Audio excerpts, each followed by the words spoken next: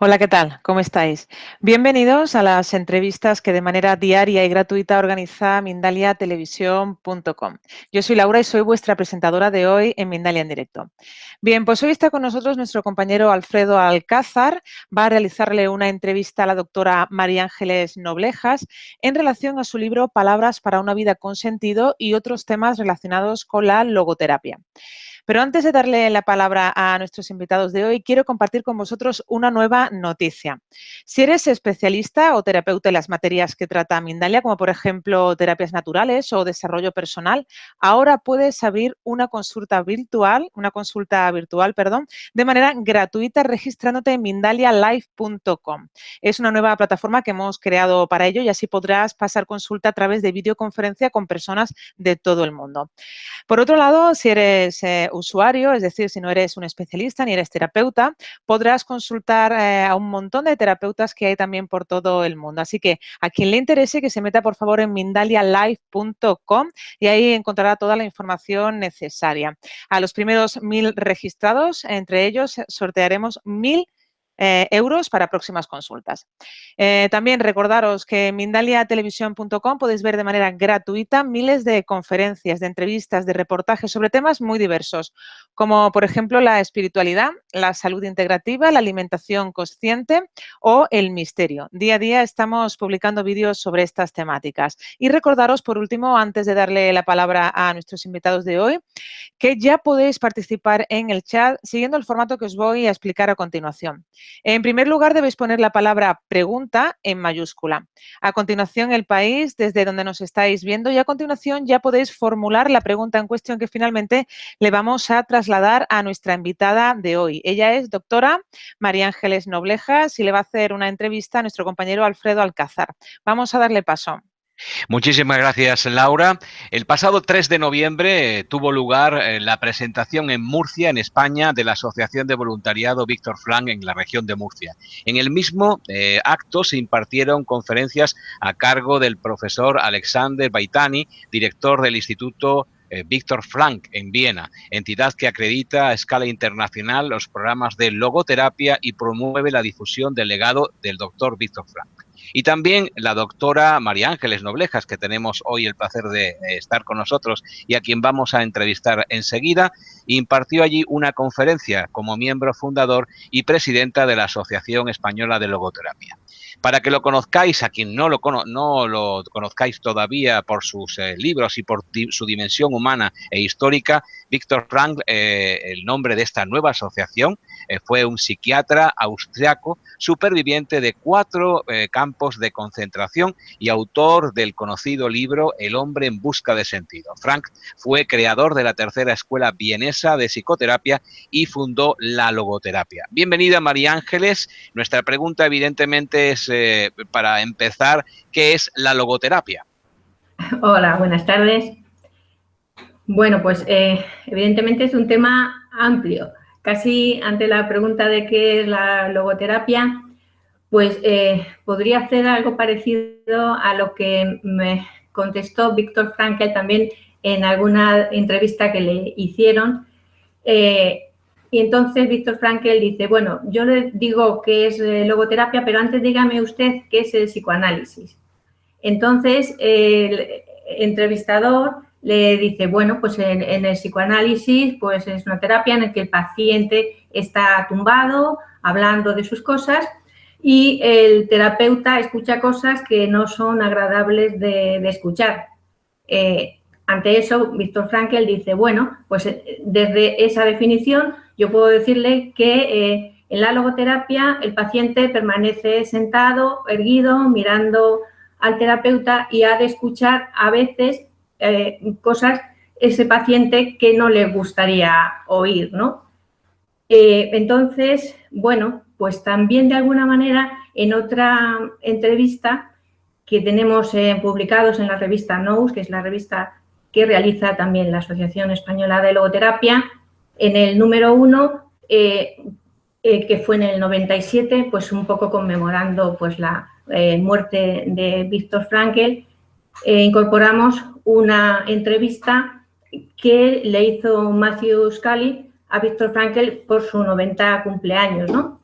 Entonces, también le vuelvo a preguntar un poco esa definición de la logoterapia, y ahí Viktor Frankl dice que la logoterapia pues, se une en casi todas las ocasiones al consejo de pon manos a la obra. Es decir, ante lo que está pasando, ¿qué me pide la vida en este momento? Es escuchar las preguntas que nos hace la vida a cada una de las personas y eso nos moviliza para que nosotros demos nuestra propia respuesta, porque de alguna manera la vida no nos adeuda placer, sino que nos ofrece sentido, ¿no? Es de alguna manera la logoterapia, una educación en la responsabilidad. Bien, pues María Ángeles, es buscar quizá un sentido a la vida día a día en la acción instantánea, la acción permanente de cara a lo que, como tú decías, nos va pues pidiendo ese día a día de la vida. No se trata de buscar grandes acciones y en acciones sencillas, las diarias, hacer que esto que me está ocurriendo tenga algún sentido para mí y para los demás, supongo. Sí, evidentemente, es el sentido en la vida, en cada circunstancia concreta. El sentido no es algo que inventamos, sino que es la llamada que la situación me está haciendo a mí y que mi conciencia ha de descubrir, ha de develar. No es tanto el sentido de la vida como algo etéreo. Viktor Frankl decía, del sentido de la vida que se ocupen un poco los filósofos. Lo que a mí me ocupa, es el sentido en la vida de esta persona, en mi propia vida. Eso es un poco lo que nos convoca, ¿no? La tarea que cada situación tiene. Diríamos, por ejemplo, si yo veo que un niño tiene hambre, entonces, a no ser que sea pues porque está a dieta, porque tiene, yo qué sé, una afección del estómago, pues ¿cuál sería el sentido que pide objetivamente la situación? Pues el sentido no sería que siguiera pasando hambre, sino que yo dispusiera las cosas para que pudiera calmar ese hambre. Entonces, es un sentido objetivo de la situación y es la conciencia personal la que ha de descubrirlo. Viktor Frankl vivió situaciones límite en los campos de concentración en donde estuvo recluido y no solamente él las vivió, sino que experimentó también y vio cómo la vivían las personas que eran sus amigos, sus familiares y la gente de aquellos campos de concentración. Y a partir de esa vivencia experimentó ese sentido de la vida en la acción continua, en la respuesta a lo que estaba sucediendo. Por eso la logoterapia, ¿no? Sí, bueno, en principio las ideas ya estaban gestadas y Frankl ya tenía experiencia terapéutica previa. Es en los campos de concentración donde alcanzan una validación especial porque él mismo transita, ¿no?, situaciones extremas de sufrimiento, y uno de los postulados centrales de la logoterapia es que la vida tiene sentido en cualquier situación, por extrema que sea.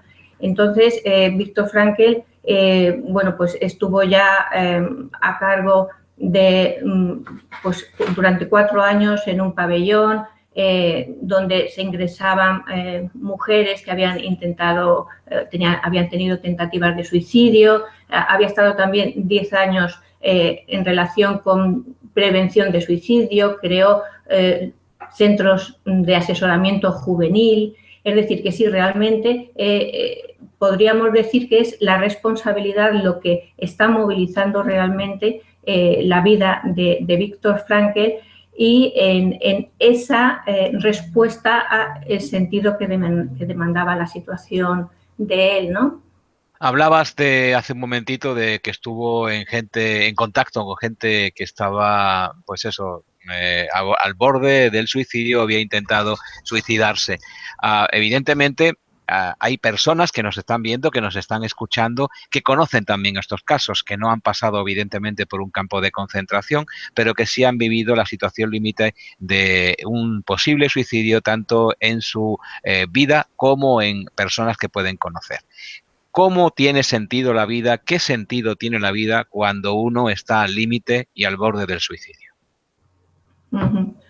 Bueno, realmente yo creo que es situaciones, eso, que se llaman límite, que nos enfrentan con las más elementos más profundos, ¿no?, de nuestra realidad. Y el sentido es único para cada persona y para cada situación. En las situaciones de acompañamiento podemos estar caminando en ese encuentro existencial y a veces entender que el sentido se encuentra en la misma búsqueda de sentido. Ahora mismo no entiendo, no sé, pero puedo llegar a ver. No, la vida es un proceso, la vida es un camino y podríamos preguntarnos también en los campos de concentración, en esas vivencias tan últimas, pues cómo Viktor Frankl se hubiera podido imaginar realmente que su obra hubiera tenido este desarrollo y habría ayudado a tantas personas. Pues en esos momentos es imposible, ¿no? Él mismo, cuando le preguntaban en relación con suicidio, y dice que tuvo más de 12.000 pacientes, siempre entablaba conversación en torno a, bueno, hay muchas miles de personas que, transcurrido un tiempo, pasado ese momento angustioso, más o menos largo, llegaban a decirle, me alegro de no haberme suicidado en aquella situación porque pasado una semana, un mes, unos años, mi vida cambió totalmente y ahora mi vida tiene un sentido. Entonces él dice, yo invito a las personas a que en función de que no tenemos la absoluta seguridad de que no llegará un día que la situación cambie hacia esa vida con sentido, esa experiencia de sentido, bueno, pues que preserve la vida en este momento, que nunca sabemos cómo va a ser el proceso de toda nuestra vida y que ya el sentido está, como dijéramos, una situación de eclipse. Detrás de la oscuridad del eclipse sabemos que está la luz. No podemos confundir la oscuridad con la nada. El sentido está. Otra cosa es que en este momento me esté velado, no pueda desentrañarlo, no pueda descubrirlo, pero caminando con las personas, caminando en acompañamiento, en ese encuentro existencial, yo me puedo apoyar y puedo llegar a descubrir, ¿no?, y a ir revelando ese sentido en mi vida, en ese proceso.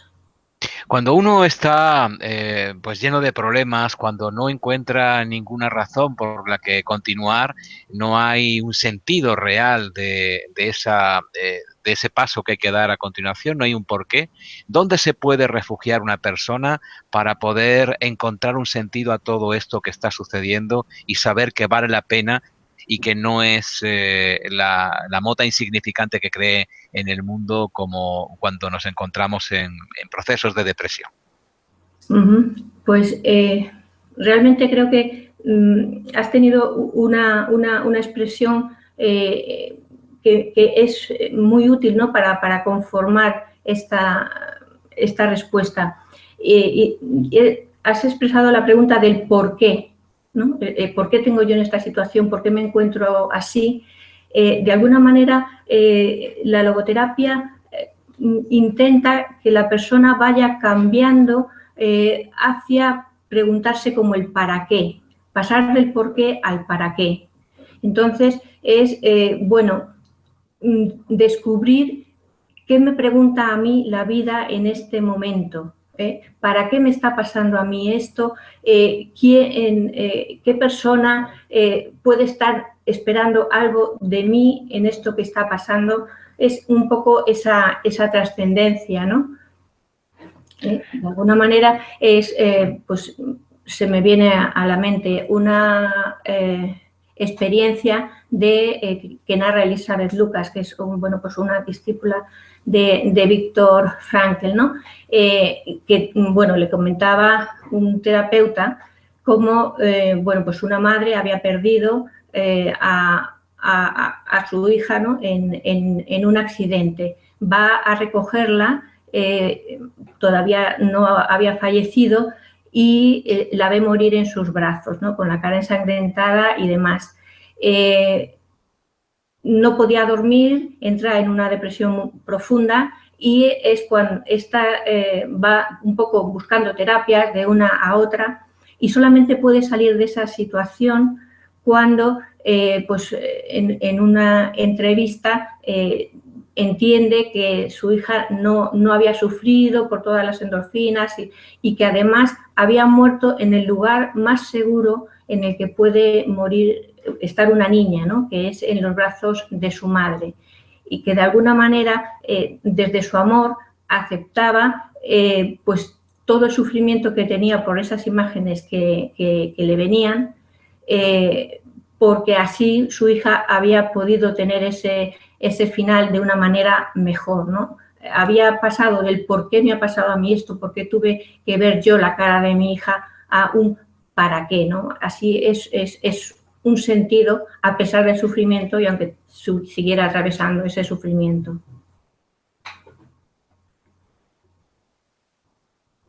No te estoy oyendo. Disculpa, Alfredo. Ahora. Discúlpame, muchísimas gracias. Decía María Ángeles que has hecho una buena apreciación del pasar del por qué al para qué, con lo cual, o el para quién, que también había que preguntarse, que da un gran sentido y un gran valor a nuestras actuaciones diarias. Pero también en lo que acabas de hablar has hecho un acercamiento a lo que es la aceptación. Y me gustaría que desde tu punto de vista, desde el punto de vista de la logoterapia, si me apuras, pudieras comentarme cuál es la diferencia, porque hay mucha duda y bueno, pues bastante confusión en este sentido. ¿Cuál es la diferencia entre aceptación y resignación? Bueno, ahí entramos un poco eso en términos, ¿no? Aceptación lo podríamos situar desde mi punto de vista cuando nos situamos ante un sufrimiento inevitable, ante un destino inevitable. Porque cuando hay un sufrimiento es evitable, pues lo que hay que hacer es evitarlo, es ponerse en acción para realmente cambiar la situación. Si hay un sufrimiento físico, pues con una medicación, una operación, o si hay un sufrimiento por motivos sociales, pues con acciones políticas, el uso de los derechos humanos, ¿no? Es cambiar las situaciones, ¿no? Y sin embargo, cuando el sufrimiento ya es inevitable, es cuando el ser humano está llamado a ejercer lo que denominamos valores de actitud, que es un sufrimiento con dignidad para afrontarlo y, si no puedo cambiar la situación, tomar una postura ante ello, cambiarme a mí misma, tener un crecimiento, una maduración, ofrecimiento de ese sacrificio, porque es el transformar de alguna manera una tragedia, un dolor, en un logro humano, ¿no? Ese sería un poco, ahí entraría esa aceptación, pero aceptación en el sentido de confrontar con dignidad esa situación que es inevitable, y desde ahí mi actitud, mi posición, mi crecimiento en ello, ¿no? La profundidad existencial. Se habla muchas veces en psicología y en psicología transpersonal de resiliencia y esta palabra también es poco entendida ante situaciones extremas de sufrimiento, ante dolor vital. ¿Qué significa y cómo podemos fomentar esta palabra tan rara como la resiliencia? Uh-huh. Sí, la resiliencia, bueno, pues eso, proveniente del campo de la física, ¿no? Como esa capacidad de los metales de, tras haber sufrido una presión, recuperar, ¿no? Su estado inicial, pues luego se incorpora también en ciencias humanas y en psicología. Y bueno, pues hay como diferentes orientaciones dentro de resiliencia. Yo pienso que la que puede estar más en línea con el pensamiento de la logoterapia no es en la que se llega a una situación tal cual estábamos, porque eso pues no sería posible, ¿no? O sea, la vida es proceso, en el momento que estamos ahora no puede ser el anterior, sino que sería como ese crecimiento, esa maduración personal a la que llegamos por haber atravesado ese sufrimiento, ¿no? Desde ahí podríamos situar lo que es la resiliencia. Bien, es de alguna manera el coraje interno, la fuerza de voluntad que nos hace resurgir como el ave fénix de las cenizas, a aguantar, más que aguantar o soportar, aceptar situaciones lo más positivo en cuanto a ese para qué están ocurriendo, ¿no? Sí, porque de alguna manera como que en el proceso de las investigaciones de resiliencia, desde los pilares, luego pues ver todo el tema de los factores de resiliencia, como que en las últimas investigaciones yo creo que ahí confluimos en buscar esa fuerza motivacional del ser humano para poder resurgir, ¿no? Como tú dices, como el ave fénix, ¿no? Y entonces esa fuerza motivacional es la que nosotros hablaríamos de voluntad de sentido, ¿no? María Ángeles, doctora, ¿crees conmigo, por lo menos yo creo en eso, que la sociedad general, la sociedad actual, que está bastante neurótica, no tiene suficientes valores morales, no moralizantes, no nos equivoquemos en mi palabra, morales, para tener un claro sentido de la vida? Bueno, pues en principio yo creo que en la sociedad actual sí que las tradiciones no tienen el peso tan fuerte como tenían anteriormente. Entonces, eso es una variable que está incidiendo muchísimo.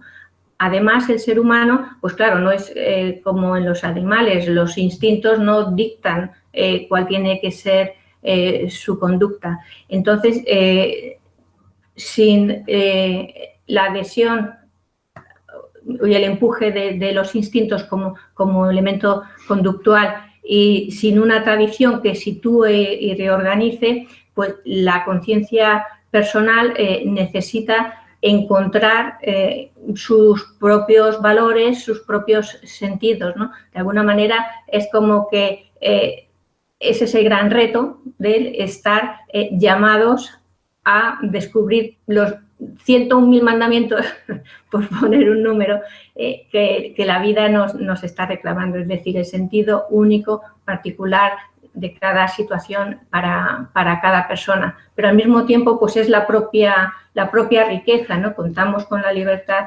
del ser humano, contamos con la conciencia que se dirige hacia afuera, ¿no? Porque tenemos esa capacidad de salir de nosotros mismos, somos autotrascendentes y es la vida la que nos está esperando y lanzando preguntas. Entonces, sí que es como una época de una mayor exigencia de autoeducación en la responsabilidad y de construir redes sociales y familias y colectivos que muestren sus valores para que pues, puedan ser llamadas a la conciencia de otras personas que digan, pues mira, esto me está diciendo a mí algo, yo puedo de alguna manera intentar o lo quiero para mí Entonces, yo creo que sí, que son unas características de nuestro tiempo, pero que también pues, es apasionante, ¿no? El irse formando cada uno junto con los demás, porque eso es importante. Somos seres en el mundo con los otros. Esto está claro, pero sin embargo hay cada vez más indicios de que una gran parte de la humanidad vive en el sálvese quien pueda y en unos términos vitales muy cortoplacistas en cuanto al cuidado de lo que se hace uso en cada momento. Me refiero a la propia naturaleza o a los recursos inmediatos que tiene uno al propio alcance. Esto es especialmente duro, especialmente importante en los jóvenes. Es decir, vivimos una juventud o vemos que hay muchísimos jóvenes que no encuentran el sentido de la vida, y no porque estén en una edad en la que de alguna forma eso se exacerba, se acentúa, sino porque realmente no hay ese sentido que antes tenían pues las personas jóvenes cuando estaban en esas sociedades pues más estructuradas, más integrativas, más con más posibilidades para que el joven pudiera desarrollar sus talentos y dones naturales. Vivimos también una sociedad en la que el joven tiene un importante peso de la neurosis que vive la sociedad en su conjunto. Pues pienso que sí. Incluso eso, yo intento también meter así algunas anécdotas de Viktor Frankl también para hacerlo más asequible. Me encantan, María Ángel, las anécdotas. Puedes contar todas las que quieras. En una ocasión invitaron a dar una charla en la Universidad de Atlanta a Viktor Frankl y la charla se titulaba ¿Está loca la nueva generación? Entonces, pues iba en el taxi y le llevaba el taxista y entonces, pues al decirle a lo que iba, pues entonces el taxista le dice, desde luego que está loca la nueva generación. Dice, sí, bueno, pues entonces yo creo que usted podría ir a dar a la conferencia, yo me quedo con el taxi, y el taxista, sí, claro, yo podría hacerla. Bueno, ¿y por qué? ¿Por qué piensa usted que está loca la nueva generación? Y dice, pues porque se suicidan, se matan unos a otros y, en tercer lugar, consumen drogas. Entonces, de alguna manera, pues esto queda como la anécdota y hablamos de la tríada neurótica de masas, que es la depresión o suicidio, la agresión y la adicción, ¿no? Tríada neurótica.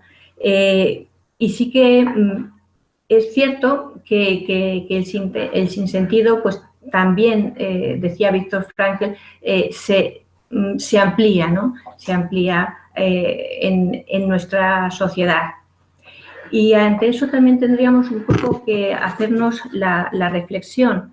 Puede llegar a constituirse en patologías, pero por sí mismo el hecho de preguntarse por el sentido en la vida no es algo patológico, sino que sería un privilegio humano.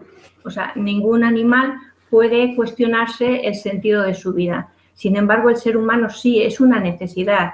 Tenemos una voluntad de sentido. Es una necesidad, es una tensión por llevar nuestra existencia a lo máximo que puede ser y entonces nos cuestionamos. Con lo cual, reconocer que es un aspecto fundante del ser humano, no patológico en sí mismo, pero que sí puede generar un caldo de cultivo en caso de no poder encontrar unas respuestas que se hace que se patologice, se puedan llegar a generar pues, situaciones de neurosis o esta tríada neurótica de masas, evidentemente. Pues María Ángeles, vamos a ver si hay alguna aportación, porque este es un programa abierto, amigas de todo el mundo, abierto a vuestras aportaciones y abierto a vuestras preguntas. Le damos tiempo a María Ángeles para beber un poco de agua, si la requiere, porque estamos hablando mucho, ella sobre todo, pero nosotros vamos, mientras que María Ángeles, nuestra doctora de hoy, invitada de hoy, puede refrescarse un poco, vamos a refrescar con preguntas o aportaciones, Laura, tiempo para nuestros amigos de todo el mundo. Pues sí, hay algunas preguntas relacionadas con el tema del suicidio y nos pregunta Cristina desde España, ¿cómo podemos ayudar a alguien que ya ha tenido intentos de suicidio? ¿Qué papel adoptar como padres y qué podrían hacer los hermanos?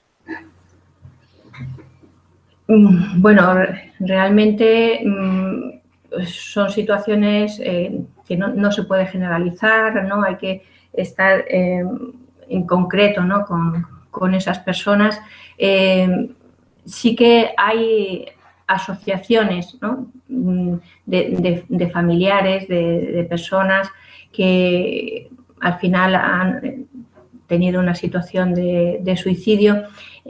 Por ejemplo, el contactar con una asociación que tiene experiencia en eso, puede ser encontrar con personas que han atravesado esa situación o están cercanas, siempre evidentemente ayuda. Es una situación de estar acompañando y en encuentro existencial con ellas, ¿no? O sea, realmente es estar con otros y nadie puede pasar a juzgar o a tener ideas preconcebidas con respecto a una situación límite como esa. Entonces, grupos de autoayuda o asociaciones, bueno, suelen ser de bastante acompañamiento. Bien, Laura, ¿alguna aportación o pregunta más desde cualquier si lugar? te parece, antes de que continúes tú, Alfredo, vamos a lanzar una última pregunta. Desde Uruguay nos dice Lilian, ¿qué consejos nos darías para poder superar la adversidad, para levantarnos después de la pérdida de un ser querido que ha decidido marcharse voluntariamente? ¿Cómo hacer desaparecer la culpabilidad y el pensamiento de que tal vez podría haberlo ayudado más? Bueno, hombre, claro, realmente hay como siempre pienso, ese trabajo de estar con los otros. No es centrarse en el pasado y si yo hubiera hecho, no conduce a ninguna situación realmente enriquecedora para nosotros. Podemos también considerar que cada ser humano construye su propia vida. Nuestra existencia es como una alfombra que tiene un dibujo único que se va desplegando y un final concreto no quita el dibujo que esa persona nos ha mostrado, no quita el monumento que ha ido construyendo con su propia vida. Otra cosa es el trabajo personal y familiar que hay que acometer, pero valorar lo vivido, reconocer el amor que se ha compartido, reconocer las experiencias, reconocer lo creado. Eso nadie lo puede quitar independientemente de un último final y no estar juzgando, ¿no? O sea, nadie podemos entrar a la conciencia de otra persona para realmente poder inclinar una balanza. Sino, Qué bello lo que dices, María Ángeles, reconocer lo construido, reconocer lo hecho, ese homenaje interno que hacemos a todas las personas que en algún momento desaparecen de nuestras vidas físicas, pero que están ahí, en nuestros corazones y también en otros lugares que a veces no vemos. Hablemos de eso, si te parece, insistamos sobre algo que queda en nosotros cuando algún ser querido se nos va, que es el derecho a llorar, el derecho a nuestro duelo, el derecho a sufrir y que nadie nos diga que, bueno, pues debemos hacer otras cosas más que sufrir. Hay un momento para el duelo, hay un momento para salir del duelo. Cuando estamos en pleno sufrimiento, ¿cuáles son los consejos que tú darías, aparte del empatizar con otras personas que están pasando por situaciones similares? ¿Cómo podemos, sufriendo, cómo podemos, permítaseme la expresión, sufrir a gusto? Bueno, yo creo que sufrir, sufrir es sufrir. Y realmente el sufrimiento yo creo que es una experiencia existencial imponderable, inconmensurable. O sea, se nos escapa un poco el poder decir más sufrimiento, menos sufrimiento. No es algo que nos totaliza. Y en la vida pues hay situaciones de sufrimiento y que en principio en la vida pues es como montañas y valles hay que, cuando hemos subido a una cumbre, que serían como esas experiencias más de felicidad, más plena, ahí podemos entender qué es la vida desde esa plenitud, pero también sabemos que hay otros momentos de valle y sí que podemos intentar, bueno, vincularnos,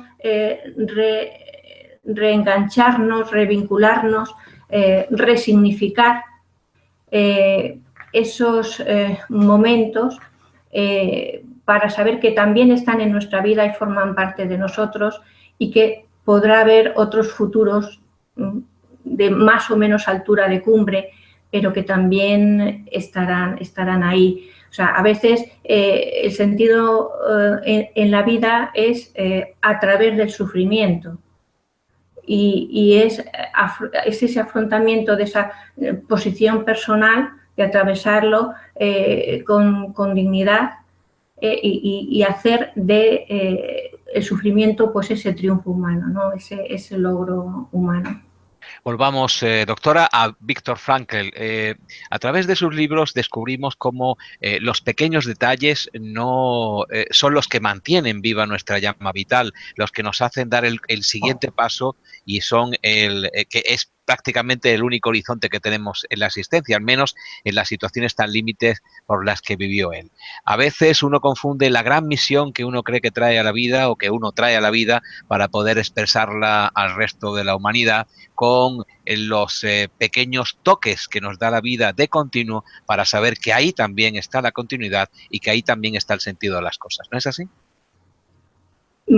Sí, o sea, precisamente es el sentido en la vida, en cada momento, en cada situación.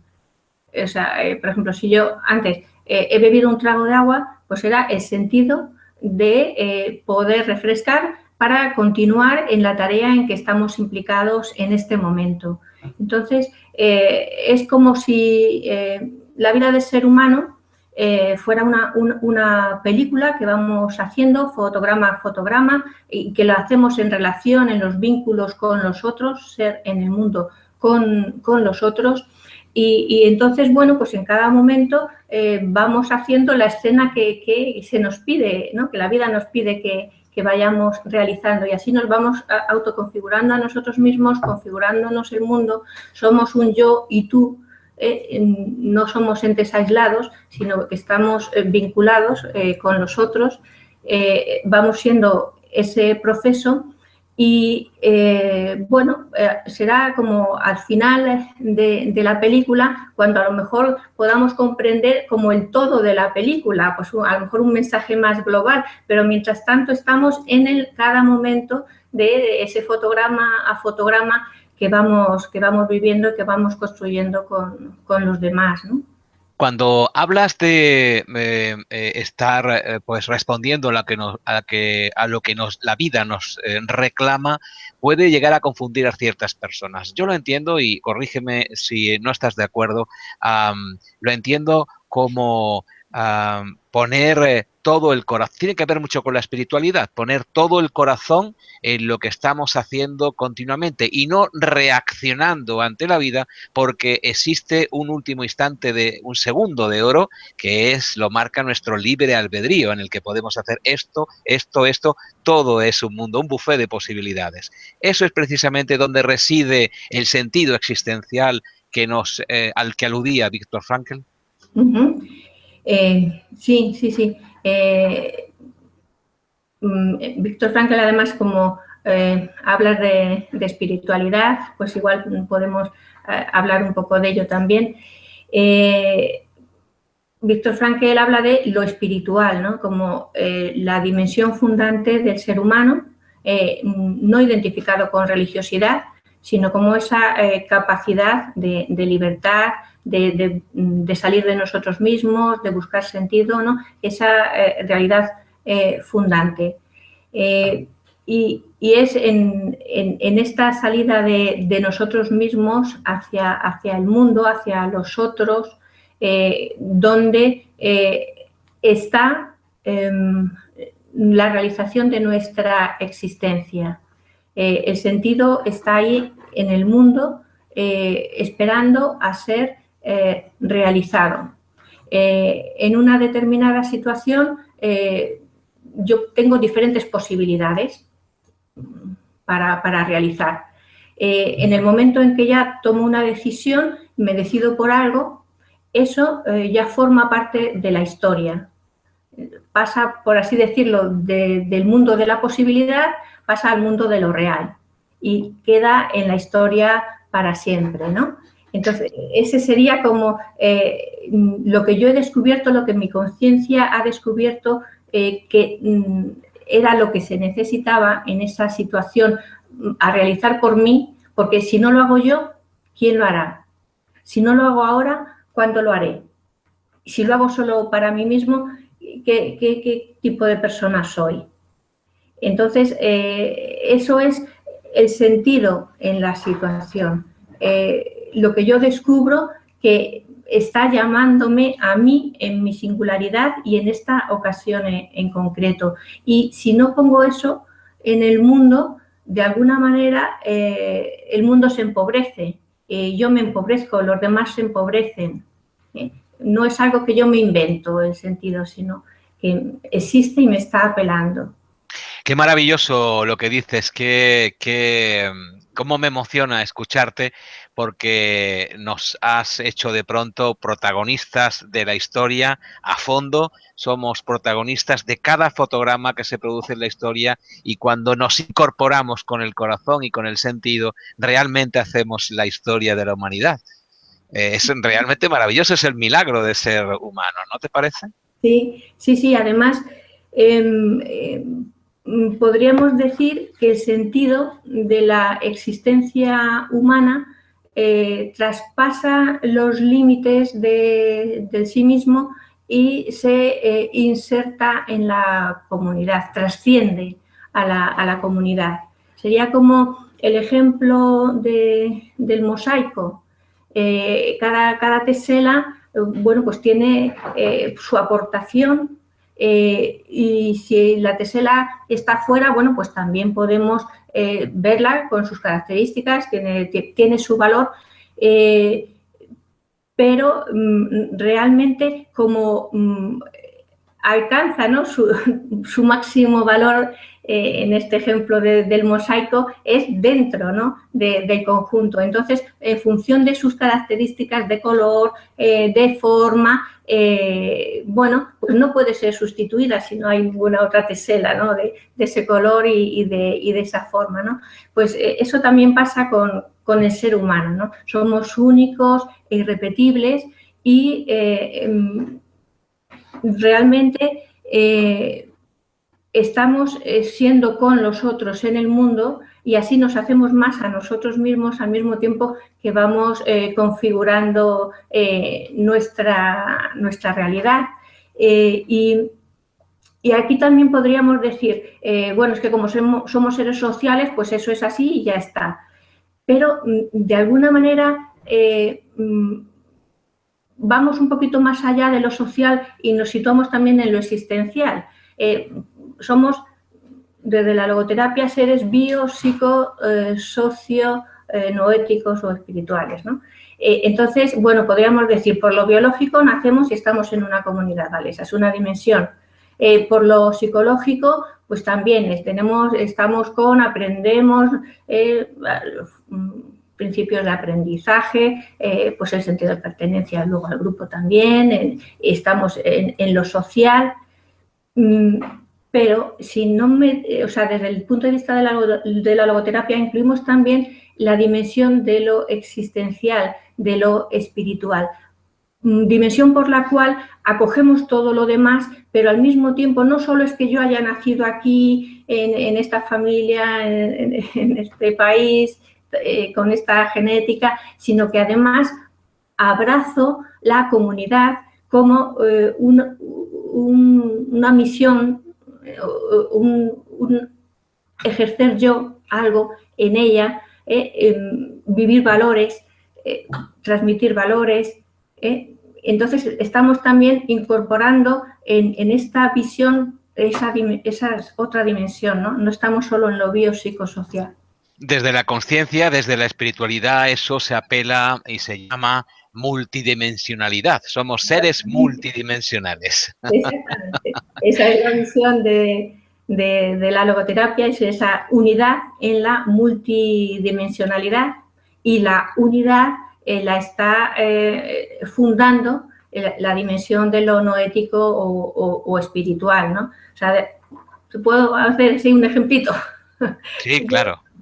Tengo este bolígrafo y entonces abro las manos y caen.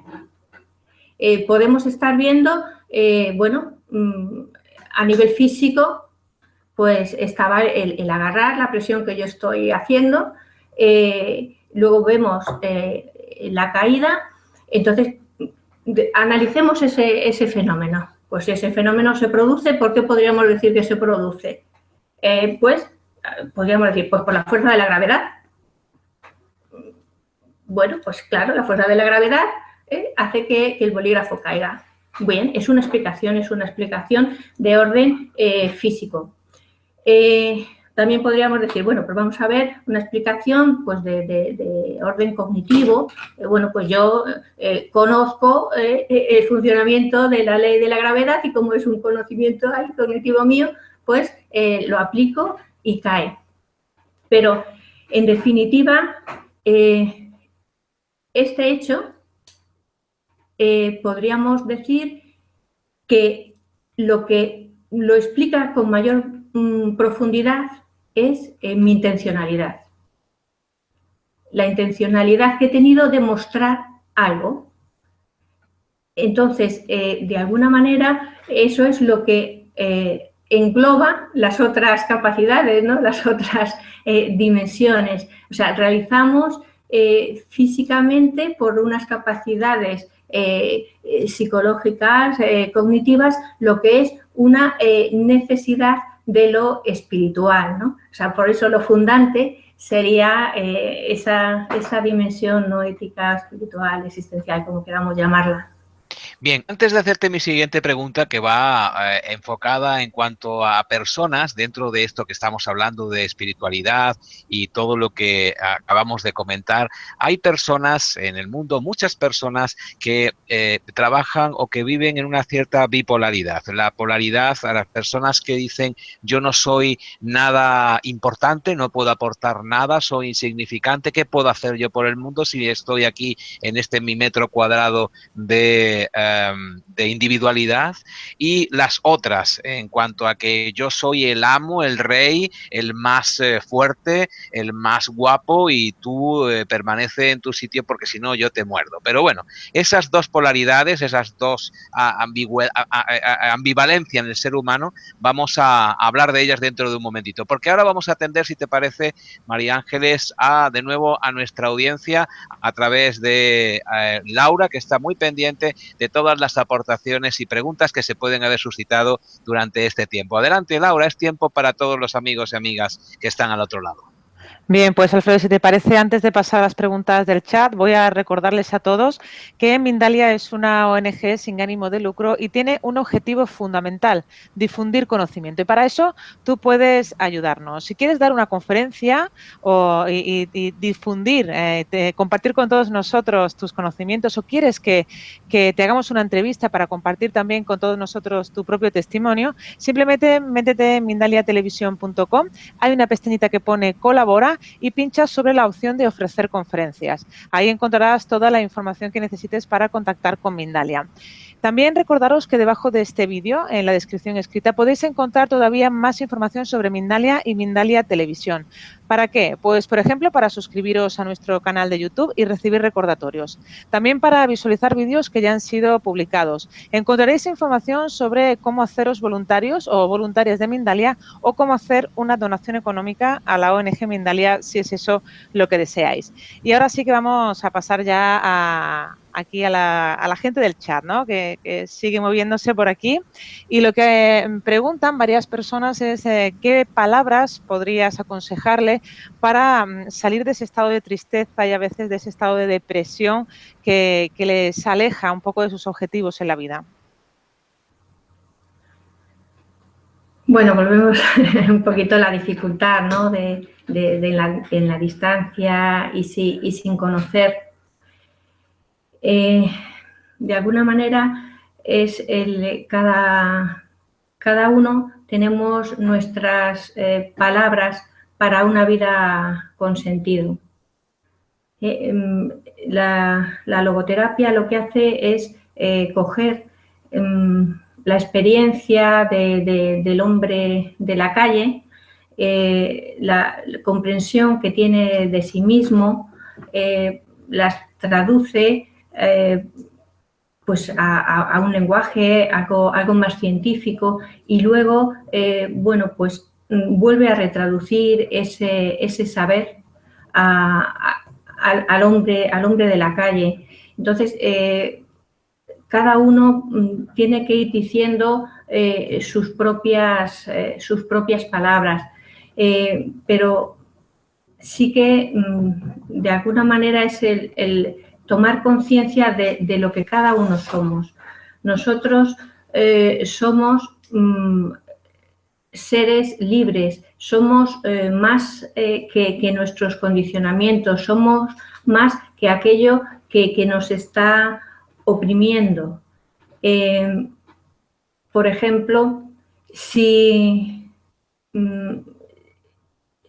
yo puedo ser una persona que soy muy tímida, bien, pero yo soy más que eso. Yo soy lo que soy y lo que puedo llegar a ser. Los seres humanos somos fácticos, por así decirlo, o sea, las cosas que nos hacen ser como somos en un determinado momento, que nos condicionan, pero también somos facultativos. Podemos ir más allá de esos condicionamientos. Podemos ser, siempre tenemos la posibilidad de ser de otra manera, viendo la vida como un proceso. Si yo quiero aprender a cantar, ahora mismo, pues yo no soy cantante, yo no canto, pero puedo hacer una pequeña acción que me ponga en camino de, en un determinado momento, llegar a poder cantar. Entonces, bueno, yo ahora mismo me veo así, pero también tengo que tener en cuenta que muchas veces nuestra mirada es pues como la mirilla de una escopeta de feria, que está un poco torcida y que creemos que si disparamos sí que le vamos a dar al globo, pero realmente no le podemos dar al globo porque la mirilla está estropeada. Entonces, bueno, pues también tenemos que mirarnos a nosotros mismos con esa percepción de en mi mirilla, pues en este momento está un poquito desajustada. Tengo que intentar ajustarla un poquito más porque no me estoy viendo con toda la amplitud, con todas mis dimensiones, estoy focalizándome en un punto negro, pero yo soy mucho más que eso, a lo mejor es que no estoy poniendo la luz Entonces, somos lo que somos, pero también lo que podemos llegar a ser, y además también a veces en nuestras mirillas y la forma de mirarnos a nosotros mismos, pues las tenemos un poquito desajustadas, y entonces, bueno, pues hemos de ir ampliando nuestra mirada, ¿no? Entonces, es el irnos viendo de una forma más amplia. No existen diabéticos, sino personas que tienen diabetes. No existen drogadictos, sino personas que están padeciendo un proceso de adicción en este momento. Entonces, bueno, hay condicionamientos, pero también somos seres de posibilidad, somos seres facultativos, tenemos la facultad siempre de poder ser de otra manera. Esa es nuestra constitución, y si tenemos bueno, una mirada más allá de la situación en la que estamos, bueno, pues iremos descubriendo también un poquito, vislumbrando, ¿no?, alguna salida. María Ángeles, cuanto más te escucho, más te quiero, porque eso de la mirilla de la escopeta de feria ha sido un ejemplo demoledor. Cuando me he visto, vamos, allí en la caseta de feria con la escopeta y haciéndole así la mirilla, que siempre está desviada para que nunca le demos al palillo, y siempre estamos intentando en la vida coger bien la escopeta, primero aprender a coger la escopeta, es decir, a gestionar todas nuestras emociones y todo lo que significa ser y sentirse humano, para luego, cuando en el acto final de libre albedrío disparar hacia un lugar, que te salga el disparo, porque no hay libro de instrucciones y todo es pura intuición y pura causalidad y pura casualidad, no sé yo, un mundo de posibilidades. En torno a las posibilidades que nos brindan nuestros amigos del otro lado, Laura, ¿alguna pregunta más, alguna aportación, por favor? Bueno, también ahora que oyéndote, sí. Se me ha venido una frase que utiliza mucho Viktor Frankl, y que no es suya, que es de Goethe, que es: si tratamos al hombre por lo que es, lo empequeñecemos. Si lo tratamos por lo que está llamado a ser, lo convertimos entonces en quien puede ser. Qué emocionante. Yo diría amén, pero en el mejor y más amplio sentido de la palabra, no me confundan, porque simplemente estoy apelando a la totalidad de las palabras que acaba de decir la doctora, que tiene muchísimo sentimiento y razón. Laura, ¿dónde estás, por favor? Pues sí, tenemos aquí a Robson, que nos pregunta desde Brasil: ¿cómo las palabras pueden afectar a la constitución de la personalidad de un niño? Las palabras. Sí, pregunta interesante. Sí, realmente. Pues claro, en la palabra nos estamos transmitiendo, nos estamos comunicando, y evidentemente tenemos que tener una palabra que ponga en sintonía lo que somos, lo que hacemos y lo que decimos. Y estar en esa congruencia, en esa autenticidad personal en la comunicación con los niños. Y también, pues, que ellos aprendan a decir su palabra y a comprometerse con ella. Tenemos que ser personas comprometidas con nuestras palabras, y así ayudamos a que nuestros hijos se vayan también aprendiendo a comprometer con sus palabras. Bueno, eso también nos hace pensar en que educamos por lo que decimos,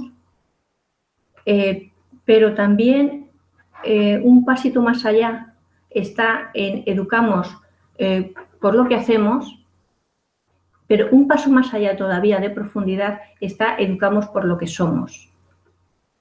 Entonces, en esa línea es en la que me expresaba al principio, de ir intentando estar en congruencia, ¿no?, en los diferentes niveles, ¿no? Entonces, el poder de la palabra es importante, pero bueno, eso tampoco nos puede llevar a, si yo me equivoco, entonces ya he determinado a que mi hijo o mi alumno entonces ya va a estar frustrado toda su vida, No, porque en definitiva la educación de la generación adulta hacia las jóvenes generaciones luego se va convirtiendo en una autoeducación también, pero lo importante es esa congruencia, ¿no?, de los diferentes niveles. La coherencia de seres humanos que debemos de tener no solamente en lo que decimos, sino también en lo que pensamos y en lo que hacemos y sobre todo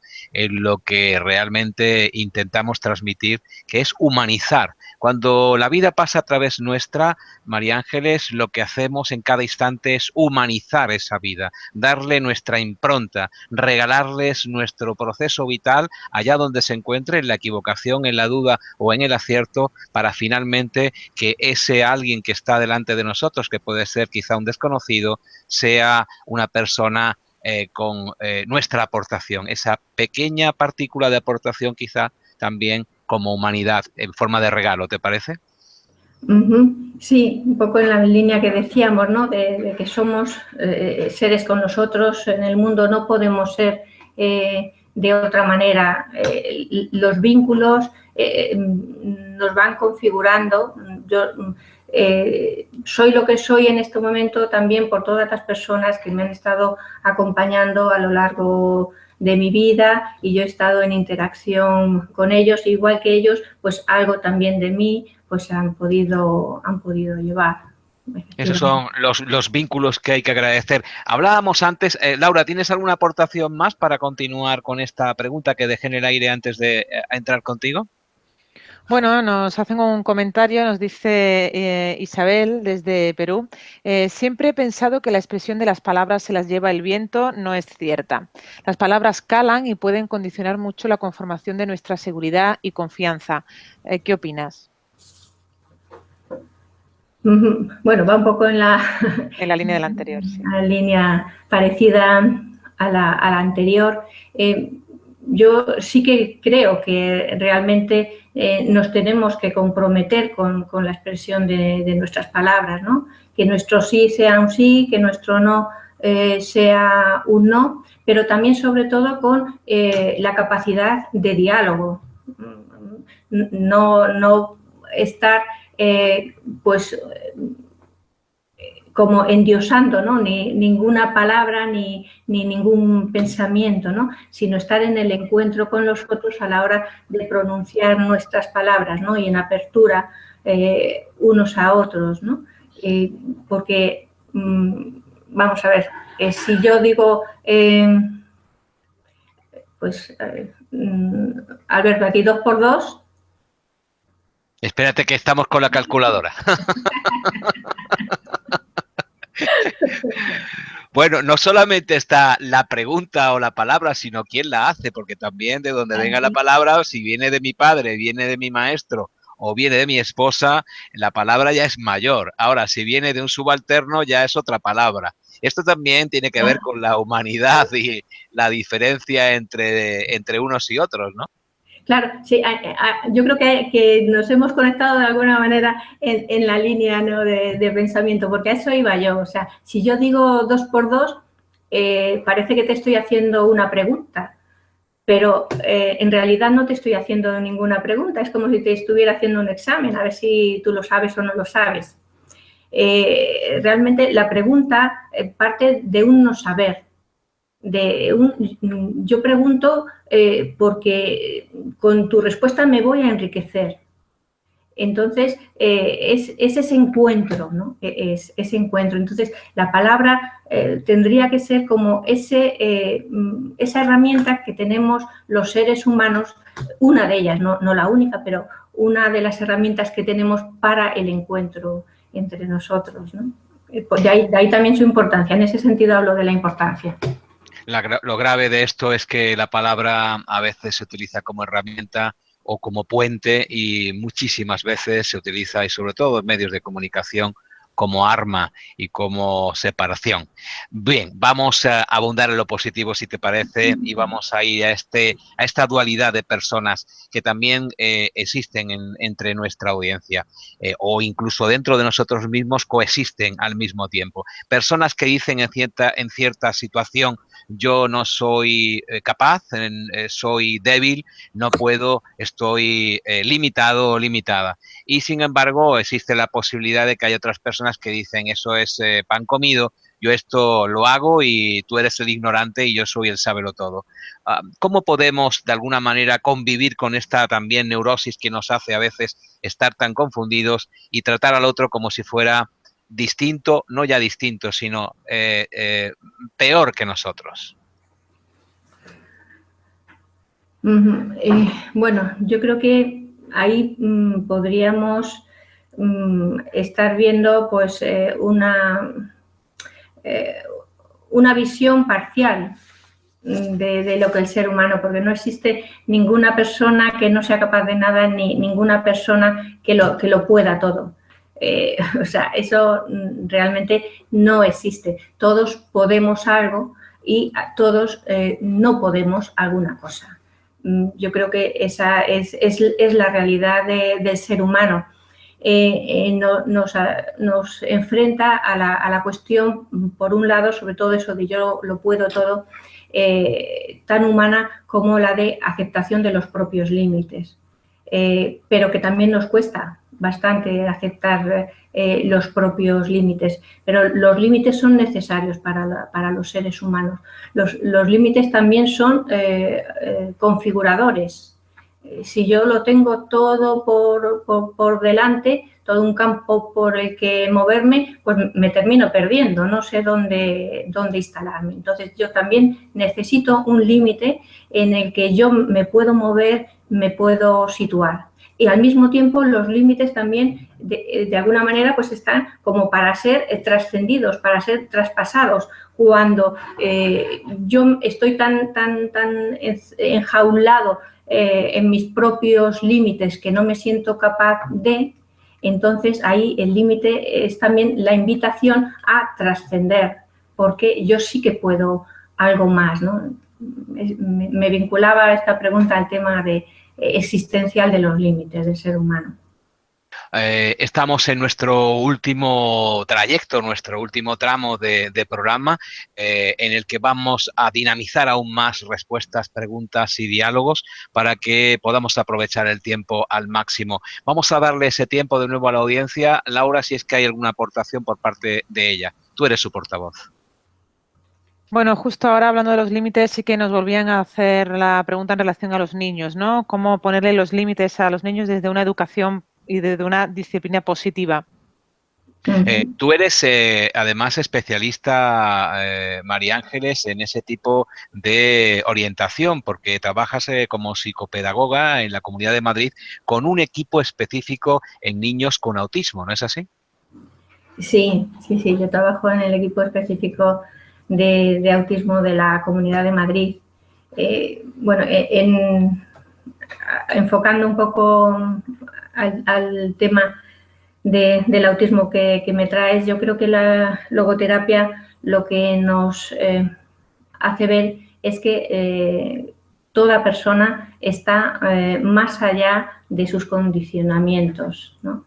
O sea, en el autismo pues hay condicionamientos personales en la comunicación, en la interacción social, en la conducta, en los intereses, pero por encima de todo ello pues están los niños, los adolescentes, los adultos, que también van conformando su vida contando pues con esas características, pero siempre se les va, vamos trabajando para que vayan dando pues su respuesta de crecimiento, de mejora, de aprendizaje y bueno, pues es comprender una limitación que como especialización hay que conocerla, pero de alguna manera es saber que nada de lo humano les es ajeno por tener un determinado diagnóstico, ¿no?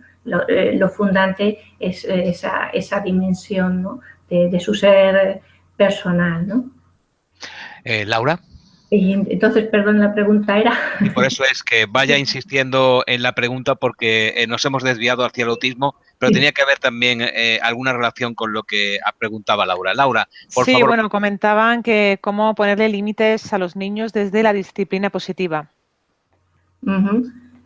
Sí, pues en principio la logoterapia es una educación para la responsabilidad.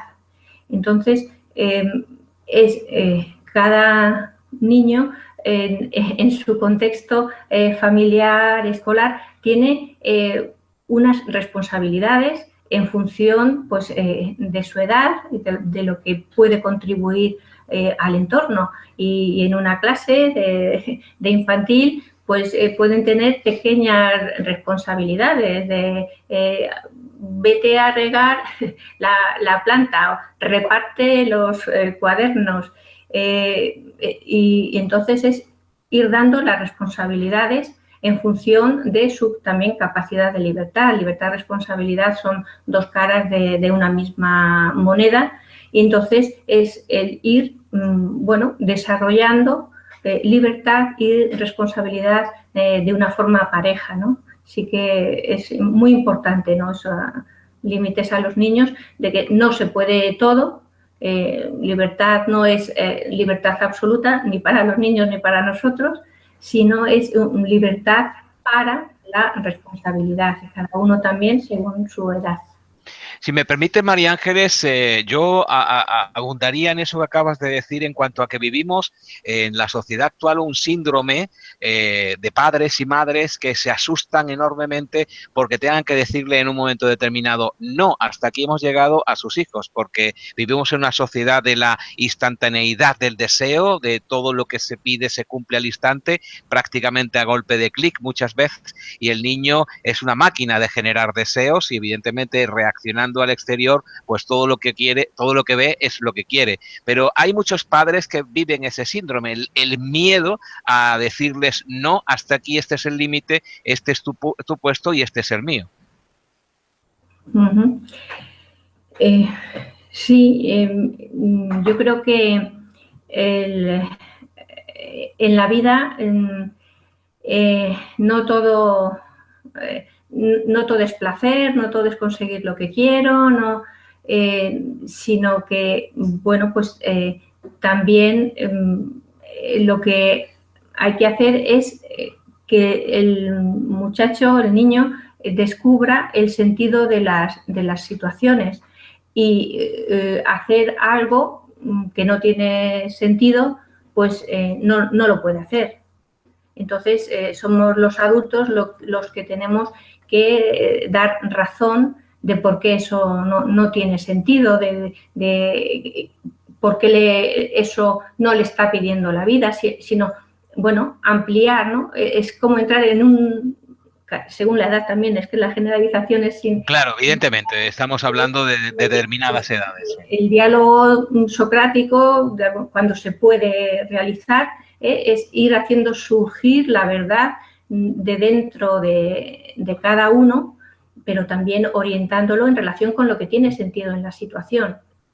Muy importante, muy importante lo que dices, el diálogo socrático. Ojalá estuviéramos todos los días en continuo diálogo socrático, porque eso sí que nos haría valorarnos como personas y querer mucho más al mundo y al que tenemos enfrente. Más diálogo socrático, señoras, señores. Laura, ¿tenemos por aquí algún diálogo, aunque no sea socrático, que aportar a esta conversación? Bueno, pues nos pregunta también Raquel desde España que hay una corriente que opina que el autismo puede sanarse. ¿Qué opina? Bueno, pues... Ya entramos en el conflicto, María Ángeles. A ver cómo sales de él. Ya entramos hasta mi conocimiento y dentro de la especialización en este campo de ya pues unos 26 años, no hemos llegado a conocer la cura del autismo, al menos en los ámbitos profesionales que yo me manejo. Sí que evidentemente hay que trabajar, hay mucha mejora, el límite nunca lo puede poner un educador, hemos de ser realistas, hemos de conocer pero hay que seguir los pasos de lo que nos van pidiendo nuestros educandos, ¿no? Potenciando al máximo posible. Deja de ser una respuesta políticamente correcta para ser una respuesta sencillamente correcta. Gracias, María Ángeles. Vamos a hablar del foco, de la atención, si te parece. Luego hablaremos más con nuestros amigos. Ya nos quedan pocos minutos, pero seguro que hay tiempo para ello. El foco, la atención. Has hablado más de una vez de ese foco que tenemos que, esa vida que tenemos que focalizar instante a instante, esa atención que hoy se llama por la moda o por vete tú a saber qué, el mindfulness y esas otras cosas, en cuanto a esa atención plena que tenemos en cada instante la posibilidad de abordar para que nosotros fluyamos con el universo y la vida fluya dentro y fuera de nosotros. ¿Es importante la atención para poder tener un sentido instante a instante de nuestras vidas? Bueno, pues yo aquí podría decir que nos situamos en el presente, en un presente histórico, un presente real de ser en el mundo con los otros, en una historicidad. Hemos venido en un determinado momento, en una determinada época, llevamos lo que llevamos de nuestra historia personal, nos situamos en el presente y hemos de estar conscientemente en ese presente, pero es un presente de las cosas pasadas también, porque he llegado a estar hasta este momento también con lo que he ido construyendo, con lo recibido, con lo que me ha ido aconteciendo y las decisiones que he ido tomando, presente de las cosas pasadas, y realizo en este presente los sentidos y también lo enfoco de cara a un futuro. También me da una proyección. La salud podríamos decir que es el desarrollo del ser en su esencia y sentido, como seres en el mundo con los otros, y también necesitamos proyecto de familia, proyecto personal, proyecto laboral, proyecto... Es decir, estamos en un ser siendo en este presente histórico. Y también hablamos en logoterapia como de una realidad constituyente del ser humano que que es inconsciente, que tiene una raíz también inconsciente. Bueno, eso son cosas un poquito ya más complejas, pero sí que son una realidad que nos está constituyendo, como el ojo. El ojo en el punto de inserción con el nervio óptico es ciego. Entonces, en nuestra realidad de ser existencial, de lo espiritual, en lo más profundo es inconsciente. Bueno, a ver, si hay alguien en la sala, algún médico en la sala que pueda ayudarnos.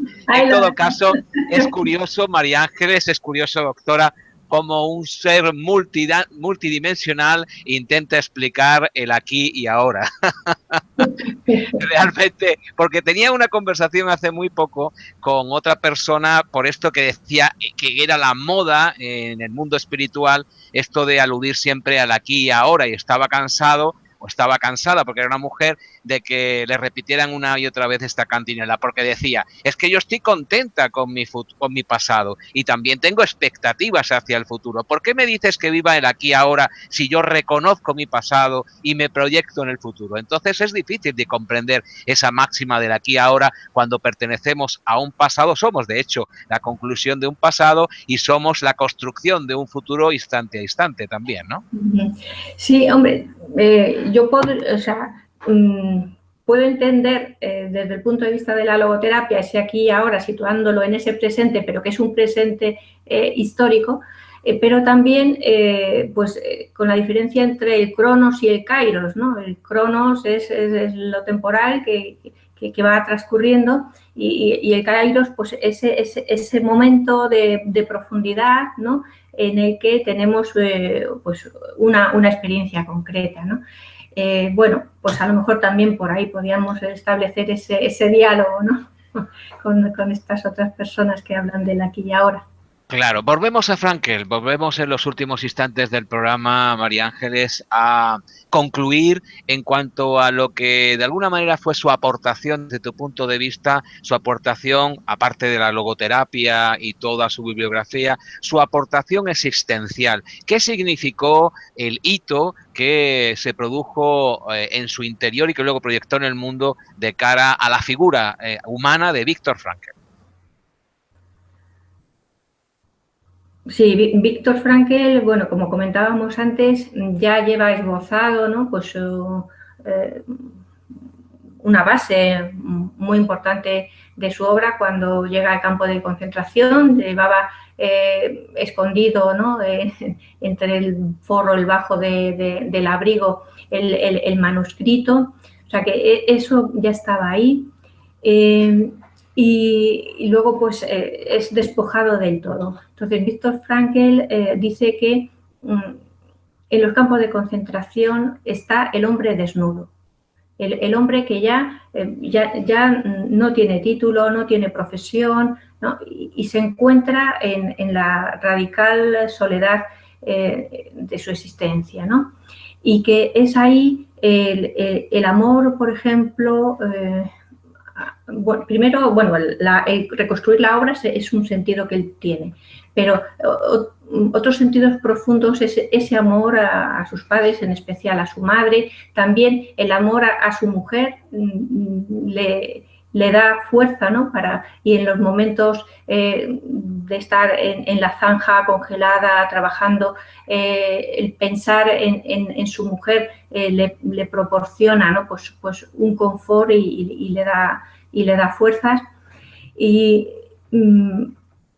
Viktor Frankl decía, si yo quiero vivir mi vida, si tiene un sentido y tiene, bueno, pues esos elementos de fuerza, ¿no? que le dan consistencia, pero también quiero vivir mi sufrimiento y morir mi muerte, si ello también tiene un sentido.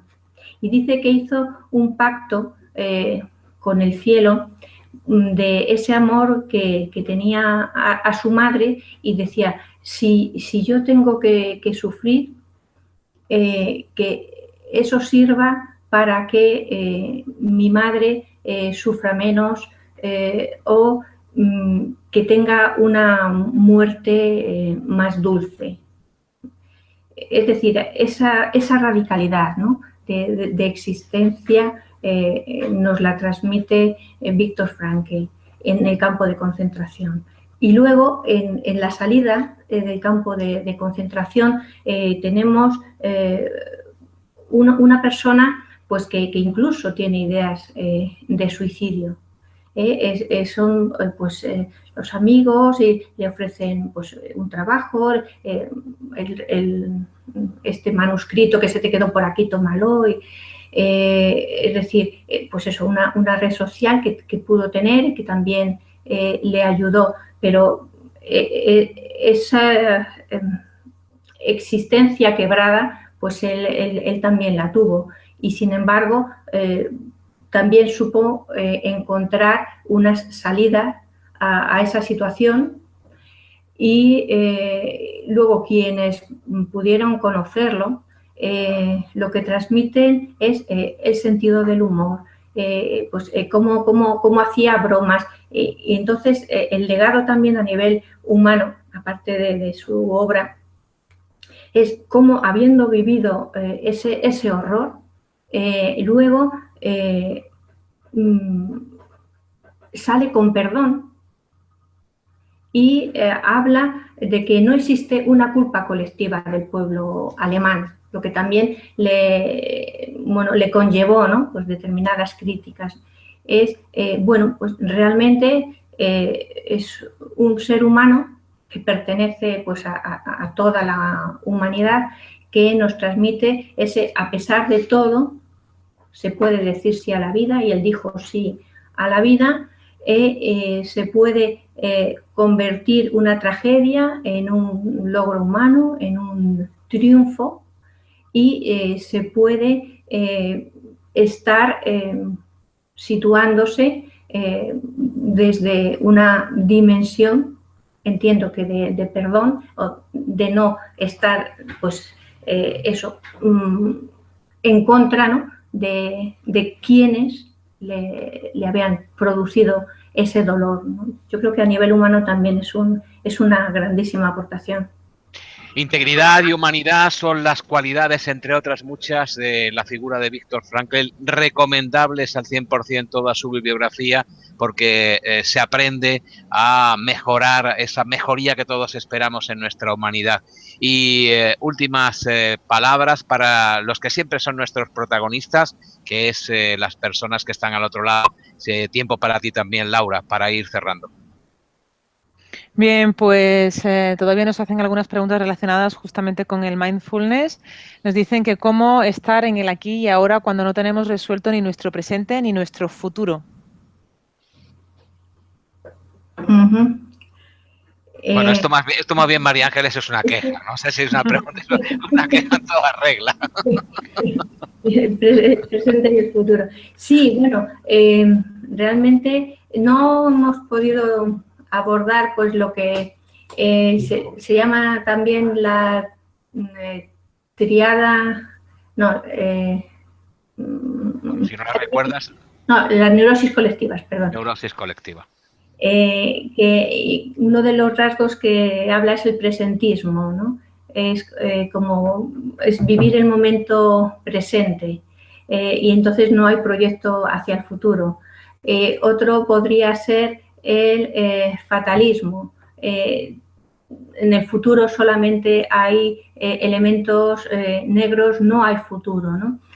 Bueno, no voy a decir los 4 síntomas, pero de alguna manera sí que, bueno, es una llamada a, en este momento, en esta situación, ¿qué puedo estar viendo? ¿Qué me pide la vida? O sea, a pesar de que no lo veamos, existe algo que hacer, ¿no? Viktor Frankl también estuvo trabajando con jóvenes que estaban en situación de paro, y en situación de paro pues las personas también encontraban acciones para otros, aunque no estuvieran remuneradas, por ejemplo. O sea, que entiendo que esta pregunta es la cuestión de cómo puedo llevar adelante mi vida, qué es lo que me está pidiendo la vida en este momento. No es una situación de respuesta fácil, pero bueno, también, o sea, en la vida las cosas a veces no son fáciles o difíciles, sino que son los interrogantes por el sentido del momento. Bien, más preguntas, más aportaciones, Laura. Pues no, nada más. Decir simplemente que han participado personas de muchísimos lugares, como por ejemplo México, Venezuela, Colombia, Panamá, Paraguay, Bolivia, Argentina, España. Gracias a todos por estar ahí, por acompañarnos siempre, porque sin duda vuestra participación es muy importante. Recordaros que esta entrevista la podéis ver de nuevo en mindaliatelevisión.com para repasar algunos conceptos, también para ayudarnos a su difusión, dándole a me gusta y compartiéndola en vuestras redes sociales. Y ahora os dejo el tiempo para que podáis despediros, Alfredo.